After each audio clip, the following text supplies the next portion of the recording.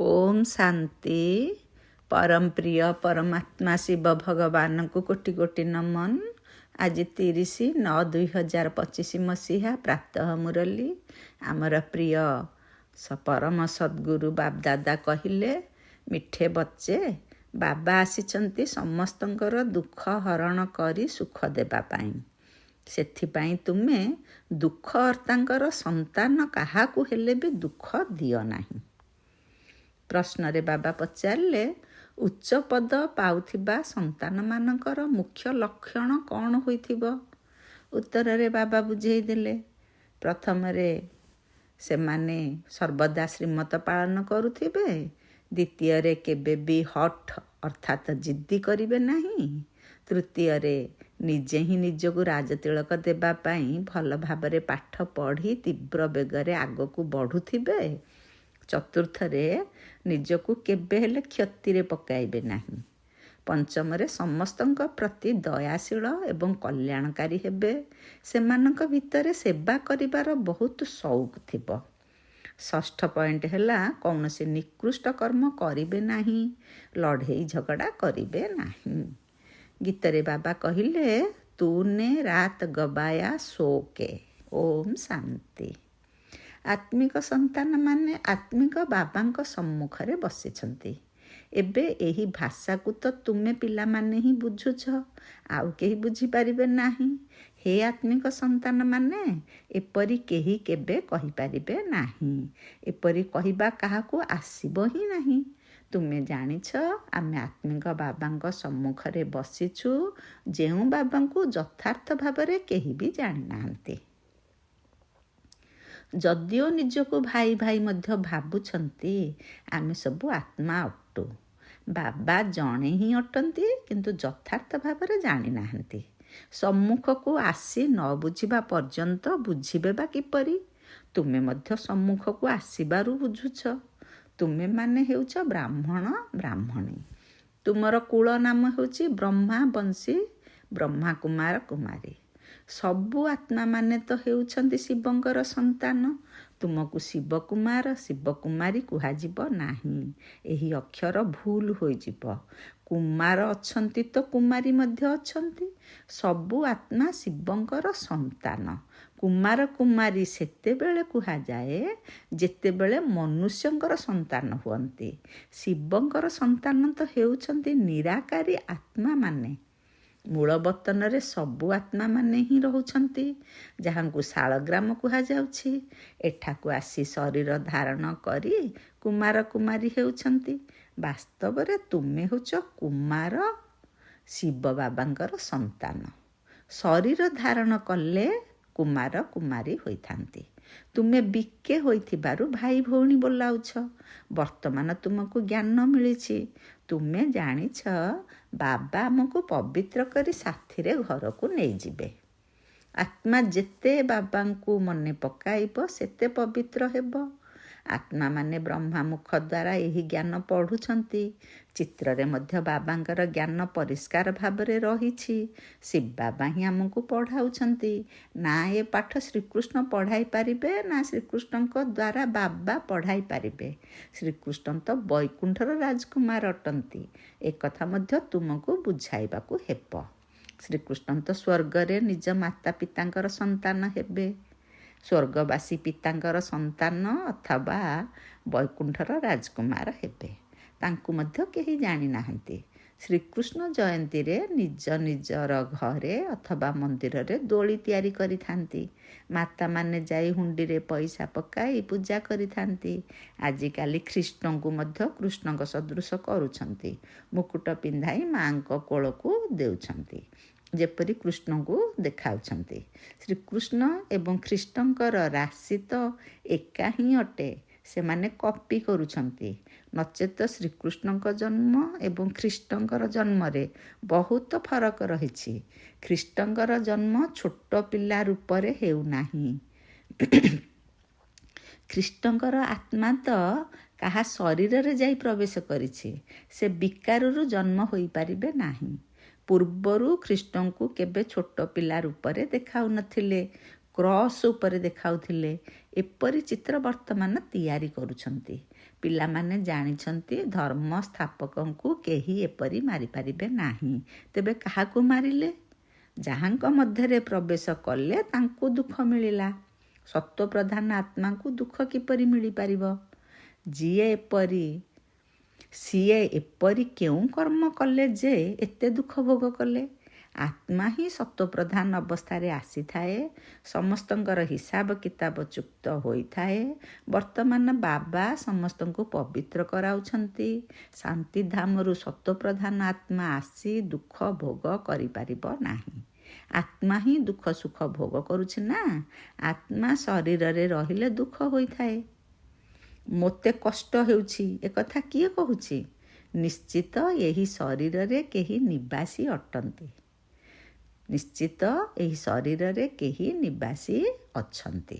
ସେମାନେ କହୁଛନ୍ତି ପରମାତ୍ମା ଭିତରେ ଅଛନ୍ତି। ତେବେ କ'ଣ ସେ ଏପରି କହିବେ ଯେ ମୁଁ ଦୁଃଖ ଭୋଗୁଛି? ସମସ୍ତଙ୍କଠାରେ ପରମାତ୍ମା ବିରାଜମାନ ଅଛନ୍ତି। ତେବେ ପରମାତ୍ମା କିପରି ଦୁଃଖ ଭୋଗ କରିବେ? ଏପରି ଆତ୍ମା ଡାକୁଛି, ହେ ପରମପିତା ପରମାତ୍ମା ମୋର ଦୁଃଖ ହରଣ କର। ପାରଲୌକିକ ପିତାଙ୍କୁ ହିଁ ଆତ୍ମା ଡାକୁଛି। ଏବେ ତୁମେ ଜାଣୁଛ ବାବା ଆସିଛନ୍ତି, ଦୁଃଖ ହରିବାର ଉପାୟ ବତାଉଛନ୍ତି। ଆତ୍ମା ଶରୀର ସହିତ ହିଁ ସଦା ସୁସ୍ଥ ଏବଂ ସମ୍ପତ୍ତିବାନ ହେଉଛି। ମୂଳ ବତନରେ ତ ସଦା ସୁସ୍ଥ ଓ ସମ୍ପତ୍ତିବାନ କୁହାଯିବ ନାହିଁ। ସେଠାରେ କ'ଣ କୌଣସି ସୃଷ୍ଟି ଅଛି କି? ସେଠାରେ ତ ଶାନ୍ତି ହିଁ ରହିଛି। ଶାନ୍ତି ସ୍ୱଧର୍ମରେ ସ୍ଥିତ ହୋଇ ରହିଛନ୍ତି। ଏବେ ବାବା ଆସିଛନ୍ତି ସମସ୍ତଙ୍କର ଦୁଃଖ ହରି ସୁଖ ଦେବା ପାଇଁ। ତେଣୁ ପିଲାମାନଙ୍କୁ ମଧ୍ୟ କହୁଛନ୍ତି ତୁମେ ମୋର ହୋଇଛ, କେବେ କାହାକୁ ଦୁଃଖ ଦିଅ ନାହିଁ। ଏହା ଯୁଦ୍ଧଭୂମି ଅଟେ, କିନ୍ତୁ ଗୁପ୍ତ। ଦୁନିଆର ଯୁଦ୍ଧକ୍ଷେତ୍ର ପ୍ରତ୍ୟକ୍ଷ ଅଟେ। ଏପରି ଯେଉଁ ଗାୟନ ରହିଛି, ଯୁଦ୍ଧଭୂମିରେ ଯିଏ ମରିବେ ସେ ସ୍ୱର୍ଗକୁ ଯିବେ, ଏହାର ଅର୍ଥ ମଧ୍ୟ ବୁଝାଇବାକୁ ପଡ଼ିବ। ଏହି ଲଢ଼େଇର ଦେଖ କେତେ ମହତ୍ତ୍ୱ ରହିଛି। ପିଲାମାନେ ଜାଣିଛନ୍ତି ଯେ ଯୁଦ୍ଧକ୍ଷେତ୍ରରେ ଦେହତ୍ୟାଗ କଲେ କେହି ସ୍ୱର୍ଗକୁ ଯାଇପାରିବେ ନାହିଁ। କିନ୍ତୁ ଗୀତାରେ ଭଗବାନୁବାଚ ରହିଛି, ତାକୁ ମାନିବେ ତ ନିଶ୍ଚିତ ନା। ଭଗବାନ କାହାକୁ କହିଛନ୍ତି? ହଦର ଯୋଦ୍ଧାମାନଙ୍କୁ କହିଛନ୍ତି ନା ତୁମକୁ କହିଛନ୍ତି? ଉଭୟଙ୍କୁ କହିଛନ୍ତି। ସେମାନଙ୍କୁ ମଧ୍ୟ ବୁଝାଯାଉଛି ନିଜକୁ ଆତ୍ମା ଭାବି ବାବାଙ୍କୁ ମନେ ପକାଅ। ଏହି ସେବା ମଧ୍ୟ କରିବାକୁ ହେବ। ଏବେ ତୁମେ ଯଦି ସ୍ୱର୍ଗକୁ ଯିବାକୁ ଚାହୁଁଛ ତେବେ ପୁରୁଷାର୍ଥ କର। ଲଢ଼େଇରେ ତ ସବୁ ଧର୍ମାବଲମ୍ବୀ ଅଛନ୍ତି। ଶିଖମାନେ ମଧ୍ୟ ଅଛନ୍ତି। ସେମାନେ ତ ଶିଖ ଧର୍ମକୁ ହିଁ ଯିବେ। ଶିଖମାନେ ଅଛନ୍ତି, ସେମାନେ ଶିଖ ଧର୍ମକୁ ହିଁ ଯିବେ। ସ୍ୱର୍ଗକୁ ସେତେବେଳେ ଆସିପାରିବେ ଯେତେବେଳେ ତୁମ ବ୍ରାହ୍ମଣମାନଙ୍କ ଠାରୁ ଆସି ଜ୍ଞାନ ନେବେ। ଯେପରି ବାବାଙ୍କ ପାଖକୁ ଆସିଲେ ବାବା ବୁଝାଉଥିଲେ, ତୁମେ ଲଢ଼େଇ କରି ଶିବ ବାବାଙ୍କ ୟାଦରେ ରହିଲେ ସ୍ୱର୍ଗକୁ ଯାଇପାରିବ। ବାକି ଏପରି ନୁହେଁ ଯେ ସ୍ୱର୍ଗରେ ରାଜା ହେବ। ତାଙ୍କୁ ଏହାଠାରୁ ଅଧିକ ବୁଝାଇ ମଧ୍ୟ ପାରିବ ନାହିଁ। ତାଙ୍କୁ ସାମାନ୍ୟ ଜ୍ଞାନ ବୁଝାଯାଏ।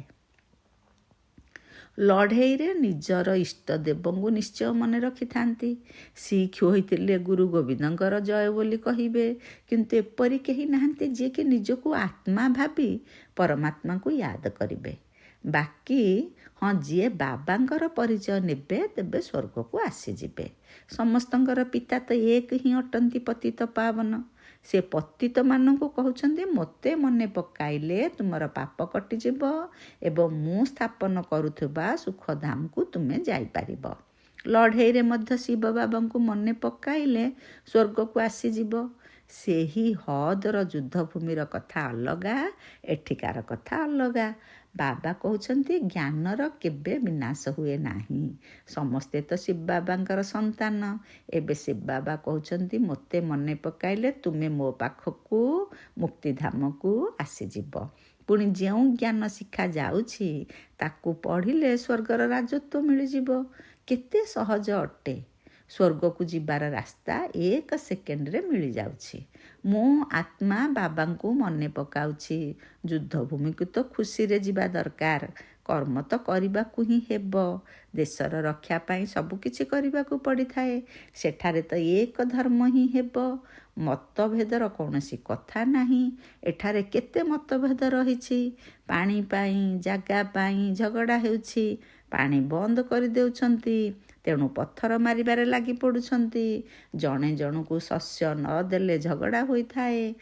ତୁମେ ପିଲାମାନେ ଜାଣିଛ ଆମେ ନିଜର ସ୍ୱରାଜ୍ୟ ସ୍ଥାପନ କରୁଛୁ। ପାଠପଢ଼ା ଦ୍ୱାରା ରାଜ୍ୟ ପ୍ରାପ୍ତି କରୁଛ। ନୂଆ ଦୁନିଆ ନିଶ୍ଚୟ ସ୍ଥାପନ ହେବ। ଯେହେତୁ ଏହା ନିର୍ଦ୍ଧାର୍ଯ୍ୟ ଅଛି, ତେବେ କେତେ ଖୁସି ହେବା ଦରକାର। କୌଣସି ଜିନିଷରେ ଲଢ଼େଇ ଝଗଡ଼ାର କିଛି କଥା ନାହିଁ। ବହୁତ ସାଧାରଣ ଭାବରେ ମଧ୍ୟ ରହିବାକୁ ପଡ଼ିବ। ବାବା ବୁଝାଇଛନ୍ତି, ତୁମେ ଶ୍ୱଶୁର ଘର ଯାଉଛ, ସେଥିପାଇଁ ବନବାସରେ ଅଛ। ସବୁ ଆତ୍ମାମାନେ ଘରକୁ ଯିବେ, ଶରୀର ତ ଯିବ ନାହିଁ ନା। ଶରୀରର ଅଭିମାନ ମଧ୍ୟ ଛାଡ଼ିଦେବାକୁ ହେବ। ଆମେ ଆତ୍ମାଠୁ ଆମର 84 ଜନ୍ମ ଏବେ ପୁରା ହେଲା। ଭାରତବାସୀଙ୍କୁ କୁହ, ଭାରତ ସ୍ୱର୍ଗ ଥିଲା, ଏବେ ତ କଳିଯୁଗ ଅଟେ। କଳିଯୁଗରେ ଅନେକ ଧର୍ମ ରହିଛି, ସତ୍ୟ ଯୁଗରେ ଏକ ହିଁ ଧର୍ମ ଥିଲା। ଭାରତ ପୁଣି ଥରେ ସ୍ୱର୍ଗ ହେବ। ଜାଣୁଛନ୍ତି ମଧ୍ୟ ଭଗବାନ ଆସିଛନ୍ତି। ଆଗକୁ ଗଲେ ଭବିଷ୍ୟବାଣୀ ମଧ୍ୟ କରିବେ। ବାତାବରଣକୁ ଦେଖିବେ ନା। ତେଣୁ ବାବା ସନ୍ତାନମାନଙ୍କୁ ବୁଝାଉଛନ୍ତି, ବାବା ତ ସମସ୍ତଙ୍କର ଅଟନ୍ତି ନା, ସମସ୍ତଙ୍କର ହକ୍ ରହିଛି। ବାବା କହୁଛନ୍ତି, ମୁଁ ଆସିଛି ଏବଂ ସମସ୍ତଙ୍କୁ କହୁଛି, ମୋତେ ସ୍ମରଣ କଲେ ତୁମର ବିକର୍ମ ବିନାଶ ହେବ।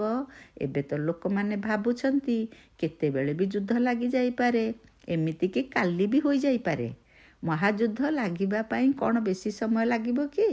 କିନ୍ତୁ ତୁମେ ସନ୍ତାନମାନେ ବୁଝୁଛ, ଏବେ ଆମର ରାଜଧାନୀ ସ୍ଥାପନ ହୋଇନାହିଁ, ତେଣୁ ବିନାଶ କିପରି ହେବ। ଏବେ ତ ବାବାଙ୍କର ସନ୍ଦେଶ ମଧ୍ୟ ଚାରିଆଡ଼େ ଦିଆଯାଇ ନାହିଁ। ପତିତ ପାବନ ବାବା କହୁଛନ୍ତି, ମୋତେ ୟାଦ କଲେ ବିକର୍ମ ବିନାଶ ହେବ। ଏହି ସନ୍ଦେଶ ସମସ୍ତଙ୍କ କାନକୁ ଯିବା ଉଚିତ। ଯଦି ବି ଯୁଦ୍ଧ ଲାଗିଯାଏ, ବମ୍ ପଡ଼ିଯାଏ, ତେବେ ମଧ୍ୟ ତୁମର ନିଶ୍ଚୟ ଅଛି ଯେ ଆମର ରାଜଧାନୀ ନିଶ୍ଚୟ ସ୍ଥାପନ ହେବ। ସେ ପର୍ଯ୍ୟନ୍ତ ବିନାଶ ହୋଇପାରିବ ନାହିଁ। ବିଶ୍ୱରେ ଶାନ୍ତି ସ୍ଥାପନା ହେଉ ବୋଲି କହୁଛନ୍ତି ନା। ସାରା ବିଶ୍ୱରେ ଯୁଦ୍ଧ ଲାଗିଗଲେ ବିନାଶ କରିଦେବ। ଏହା ବିଶ୍ୱବିଦ୍ୟାଳୟ ଅଟେ। ସାରା ବିଶ୍ୱକୁ ତୁମେ ଜ୍ଞାନ ଦେଉଛ। କେବଳ ଏକ ବାବା ହିଁ ଆସି ସାରା ବିଶ୍ୱକୁ ପରିବର୍ତ୍ତନ କରୁଛନ୍ତି। ସେମାନେ ତ କଳ୍ପର ଆୟୁ ହିଁ ଲକ୍ଷ ଲକ୍ଷ ବର୍ଷ କହିଦେଇଛନ୍ତି। ତୁମେ ଜାଣିଛ ଏହାର ଆୟୁ ପୁରା 5000 ବର୍ଷ ଅଟେ। କହୁଛନ୍ତି ଖ୍ରୀଷ୍ଟଙ୍କର 3000 ବର୍ଷ ପୂର୍ବରୁ ସ୍ୱର୍ଗ ଥିଲା। ଇସଲାମୀ, ବୌଦ୍ଧି ଆଦି ସମସ୍ତଙ୍କର ହିସାବ କିତାବ ବାହାର କରୁଛନ୍ତି। ତାଙ୍କ ପୂର୍ବରୁ ଆଉ କାହାର ନାମ ନାହିଁ। ତୁମେ ଅବିକଳ ହିସାବ କହିପାରିବ। ତେଣୁ ତୁମେ କେତେ ଖୁସିରେ ରହିବା ଉଚିତ। ଏଠାରେ ଲଢ଼େଇ ଝଗଡ଼ା ଆଦିର କଥା ହିଁ ନାହିଁ। ଯାହାଙ୍କର କେହି ମୁରବୀ ନଥାନ୍ତି, ସେହିମାନେ ଲଢ଼େଇ ଝଗଡ଼ା କରିଥାନ୍ତି। ତୁମେ ବର୍ତ୍ତମାନ ଯେଉଁ ପୁରୁଷାର୍ଥ କରିବ, ତାହା 21 ଜନ୍ମ ପାଇଁ ପ୍ରାରବ୍ଧ ହୋଇଯିବ। ଲଢ଼େଇ ଝଗଡ଼ା କଲେ ଉଚ୍ଚ ପଦ ବି ମିଳିପାରିବ ନାହିଁ। ଦଣ୍ଡ ମଧ୍ୟ ଭୋଗ କରିବାକୁ ପଡ଼ିବ। କିଛି ବି କଥା ଥିଲେ, କିଛି ଦରକାର ଥିଲେ ବାବାଙ୍କ ପାଖକୁ ଆସ। ସରକାର ମଧ୍ୟ କହୁଛି ନା, ତୁମେ ନିଜେ ନିଜେ ନ୍ୟାୟ ନିଷ୍ପତ୍ତି କର ନାହିଁ। କେହି କହୁଛନ୍ତି ଆମର ବିଦେଶୀ ଜୋତା ଦରକାର। ବାବା କହୁଛନ୍ତି, ପିଲାମାନେ ଏବେ ତ ତୁମେ ବନବାସରେ ଅଛ, ସ୍ୱର୍ଗ ଦୁନିଆରେ ତୁମକୁ ବହୁତ ମାଲ ମିଳିବ। ବାବା ତ ଠିକ୍ କଥା ବୁଝେଇବେ ନା, କି ପିଲାମାନେ ଏହା ଠିକ୍ ନୁହେଁ। ଏଠାରେ ତୁମେ ଏପରି ଆଶା କାହିଁକି ରଖୁଛ? ଏଠାରେ ତ ବହୁତ ସାଧାରଣ ଭାବରେ ରହିବା ଉଚିତ, ନଚେତ ଦେହ ଅଭିମାନ ଆସିଯିବ। ଏଥିରେ ନିଜ ମତରେ ଚାଲିବା ଅନୁଚିତ। ବାବା ଯାହା କହିବେ କରିବା ଉଚିତ। ବାବା ଯାହା କହିବେ କରିବା ଉଚିତ। ରୋଗ ହେଲେ ଡାକ୍ତର ଆଦିଙ୍କୁ ମଧ୍ୟ ଡାକିଥାନ୍ତି। ଔଷଧ ପାଣି ତ ସମସ୍ତଙ୍କୁ ମିଳୁଛି। ତଥାପି ବି ସବୁ କଥା ବୁଝିବା ପାଇଁ ବାବା ଅଛନ୍ତି। ଶ୍ରୀମତ ତ ଶ୍ରୀମତ ଅଟେ ନା, ନିଶ୍ଚୟରେ ବିଜୟ ରହିଛି। ସେ ତ ସବୁ କିଛି ବୁଝୁଛନ୍ତି ନା। ବାବାଙ୍କର ନିର୍ଦ୍ଦେଶ ଅନୁଯାୟୀ ଚାଲିବାରେ ହିଁ କଲ୍ୟାଣ ରହିଛି। ନିଜର ମଧ୍ୟ କଲ୍ୟାଣ କରିବାକୁ ହେବ। ଯଦି କାହାକୁ ମୂଲ୍ୟବାନ କରି ନ ପାରିଲ, ତେବେ ନିଜେ ମୂଲ୍ୟହୀନ ଅଟ ନା। ମୂଲ୍ୟବାନ ହେବାର ଯୋଗ୍ୟ ନୁହଁ। ଏଠାରେ ମୂଲ୍ୟ ନଥିଲେ ସତ୍ୟ ଯୁଗରେ ମଧ୍ୟ ମୂଲ୍ୟ ରହିବ ନାହିଁ। ସେବାଧାରୀ ସନ୍ତାନମାନଙ୍କୁ ସେବାର କେତେ ସଉକ ରହୁଛି। ଚାରିଆଡ଼େ ବୁଲୁଛନ୍ତି। ସେବା ନ କଲେ ତାଙ୍କୁ ଦୟାଳୁ, କଲ୍ୟାଣକାରୀ କିଛି ବି କୁହାଯିବ ନାହିଁ। ବାବାଙ୍କୁ ମନେ ନ ପକାଉଥିଲେ ତୁଚ୍ଛ କାମ କରୁଥିବେ। ପଦ ମଧ୍ୟ ତୁଚ୍ଛ ପାଇବେ। ଏପରି ନୁହେଁ, ଆମର ତ ଶିବ ବାବାଙ୍କ ସହିତ ଯୋଗ ରହିଛି। ଏମାନେ ହେଉଛନ୍ତି ବିକେ।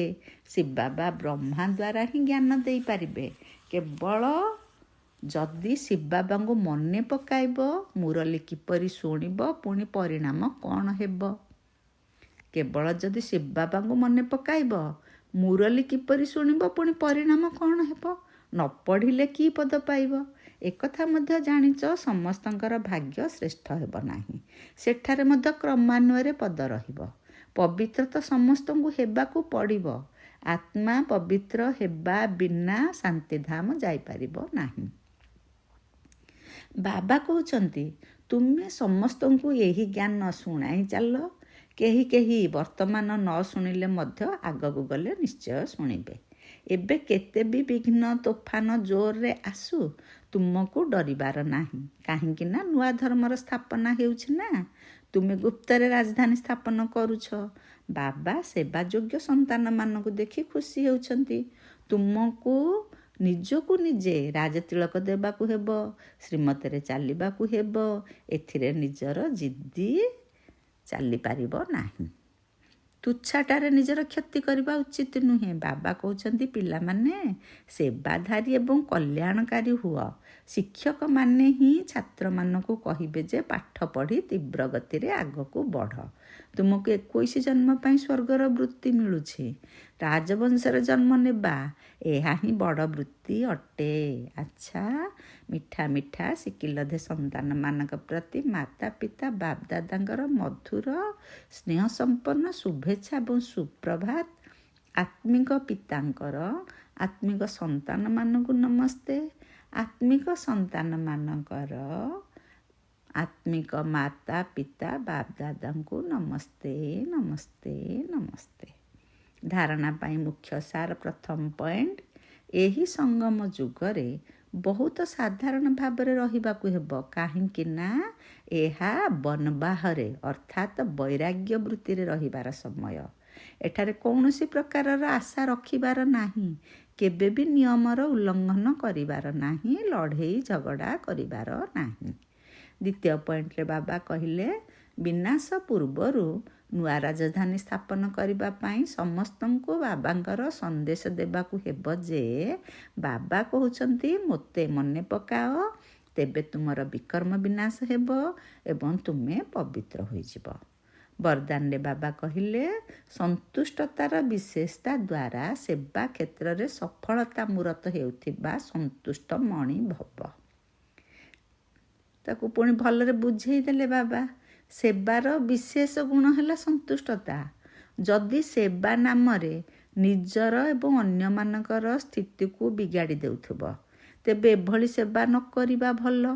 ଯେଉଁଠି ନିଜ ଉପରେ ବା ସମ୍ପର୍କରେ ଆସୁଥିବା ଆତ୍ମାଙ୍କ ଉପରେ ସନ୍ତୁଷ୍ଟତା ନାହିଁ, ସେଭଳି ସେବା ନିଜକୁ ମଧ୍ୟ ଫଳପ୍ରାପ୍ତି କରାଏ ନାହିଁ। ଯେଉଁଠି ନିଜ ଉପରେ ବା ସମ୍ପର୍କରେ ଆସୁଥିବା ଆତ୍ମାଙ୍କ ଉପରେ ସନ୍ତୁଷ୍ଟତା ନାହିଁ, ସେଭଳି ସେବା ନିଜକୁ ମଧ୍ୟ ଫଳପ୍ରାପ୍ତି କରାଏ ନାହିଁ କି ଅନ୍ୟମାନଙ୍କୁ ମଧ୍ୟ ଫଳପ୍ରାପ୍ତି କରାଏ ନାହିଁ। ସେଥିପାଇଁ ପ୍ରଥମେ ଏକାନ୍ତବାସୀ ହୋଇ ସ୍ୱପରିବର୍ତ୍ତନ ଦ୍ୱାରା ସନ୍ତୁଷ୍ଟ ମଣିର ବରଦାନ ପ୍ରାପ୍ତ କରି ତାପରେ ସେବା କ୍ଷେତ୍ରକୁ ଆସ। ତେବେ ଯାଇ ସଫଳତା ମୂରତ ହୋଇପାରିବ। ସ୍ଲୋଗାନରେ ବାବା କହିଲେ, ବିଘ୍ନ ରୂପକ ପଥରକୁ ଭାଙ୍ଗିବାରେ ସମୟ ନଷ୍ଟ ନ କରି ହାଇ ଜମ୍ପ ଦେଇ ତାକୁ ଅତିକ୍ରମ କରିଯାଅ।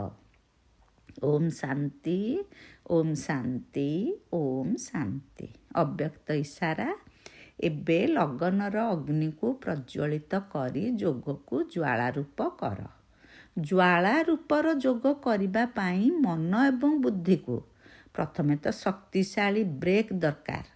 ଦ୍ୱିତୀୟରେ ମୋଡ଼ିବାର ଶକ୍ତି ଅର୍ଥାତ୍ ସଂକଳ୍ପର ଧାରାକୁ ପରିବର୍ତ୍ତନ କରିବାର ଶକ୍ତି ଦରକାର।